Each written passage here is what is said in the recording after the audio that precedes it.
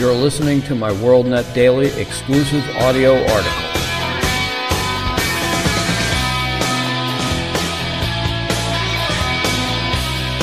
Today's WorldNet Daily exclusive audio article is entitled, "Batteries Can't Do the Job." It seems that one of the major objectives of the Biden administration, and I guess all Democrat politicians, is to dismantle everything that built this nation and made it great, and of course to spend us into oblivion without acknowledging any consequence for their actions. And the one warped initiative that may end up being the most painful is the push to shut off the energy spicket and somehow replace it with fairy dust and unicorn farts. Yes, I'm talking about the fantasy that green, renewable energy can replace our current efficient and abundant fuel sources like coal, oil, and gas, and of course our cleanest and greenest source of energy, nuclear, which the left will barely acknowledge. It was a grave concern of various myopic gloom and doomers for decades, the fear that we will reach peak oil soon, that discovery and production will decline and eventually just run out. Then what do we do? The theory has been around since 1956 and, quote, refers to the hypothetical point at which global crude oil production will hit its maximum rate, after which production will start to decline, unquote. But somehow we just keep finding massive reserves of that awful oil and gas and ingenious ways to extract it, so consequently we hear much less from the peak oil crowd. They were merely replaced by other gloom and doomers, the green weenies. And that leads us to today, where hopes and promises abound that green energy can somehow replace all current fuel sources. And how? Well, with wind farms and solar panels.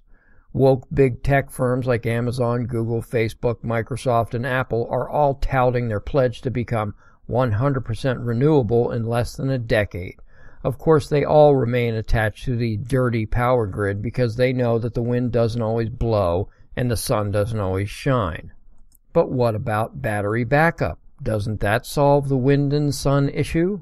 No, it doesn't. Not even close. If it were the solution, we'd have net zero emissions already. It's been the problem all along for supposed green energy, how to store enough power to maintain when the wind isn't blowing and the sun isn't shining. This was proven in 2018 when Tesla produced the largest battery cluster storage unit for a wind farm at the time in South Australia. As it turns out, according to Sky News Australia, this massive battery storage unit would only be capable of powering the region for an estimated 3 minutes. Off-peak, though, maybe for as much as a whole hour. Physicist and engineer Mark Mills, senior fellow at the Manhattan Institute, explained that it would take Tesla's production plant in Nevada, the world's largest battery manufacturing facility, 500 years to produce enough batteries to power the United States for a single day. In fact, it is estimated that New York City alone would have to spend $3 trillion on batteries just to store enough energy for a 7-day period. That's twice the metro's entire GDP. But do you think that will deter New York leftists? Of course not. Money be damned, results be damned, and reality be damned. Town Hall wrote that, quote, New York City will soon be the home to the world's biggest industrial-scale battery system. It's designed to back up the city's growing reliance on intermittent renewable electricity, wind farms.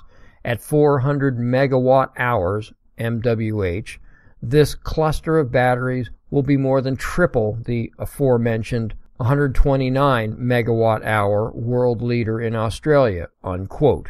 However, the city will need more than one cluster, a lot more. See, every summer the city is hit with one or more, shall we say, still periods, quote, caused by stagnant high-pressure systems called Bermuda highs. These highs often last for a week, and because they involve stagnant air masses and absent of breeze, no more than 5 miles an hour, there is no wind power generation, unquote.